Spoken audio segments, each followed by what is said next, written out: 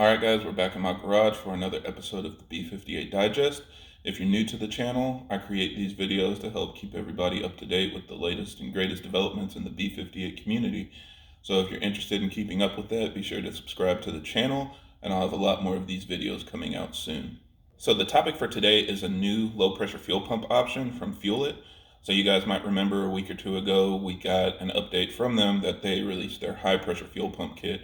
And now they are releasing a low pressure fuel pump kit to go with it as well.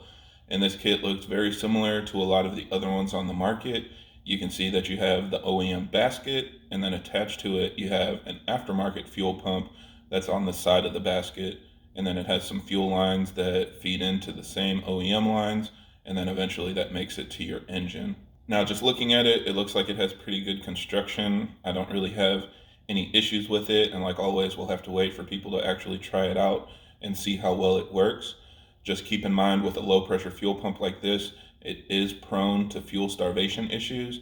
Any fuel pump that's outside of the basket can potentially starve of fuel, because what you have with the OEM basket is fuel actually stays inside of it, and that makes sure that the fuel pump is always cooled down by fuel, because there's always liquid around it to cool it down. And it also prevents it from running out of fuel, because even if the rest of the tank is low, there's going to be fuel in the basket that it can continue to pull from.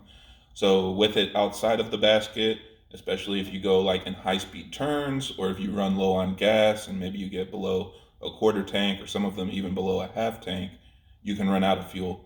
So just be very careful and aware when you go with a fuel pump option like this. This is the way to get the most fuel, because the bigger fuel pumps can't physically fit in the basket, but it's just something that you guys should be aware of. I'll probably do another video on low pressure fuel pumps, just because it's something that not a lot of people talk about. There are only actually really two fuel pump options that I know of that keep the upgraded fuel pump in the tank, but most of them do keep it external like this. So it's really not complicated to do. It's just something you need to be aware of.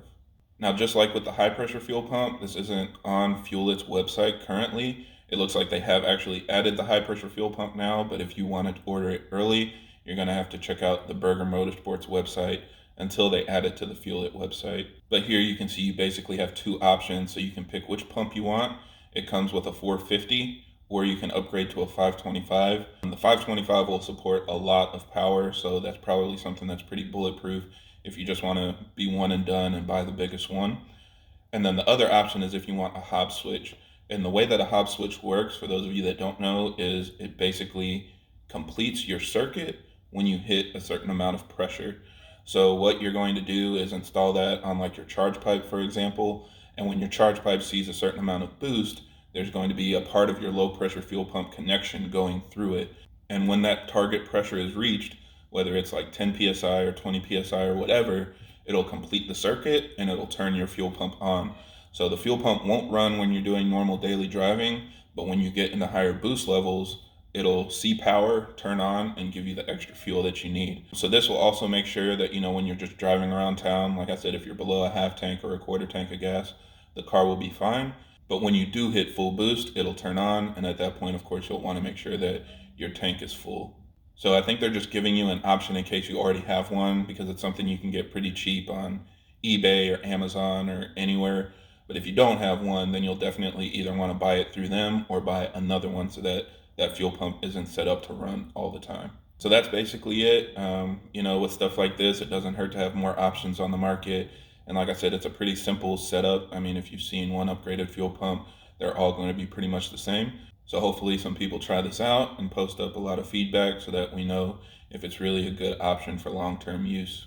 So thanks again for watching. I hope this video helps. And if you have any other questions or comments, leave them down below.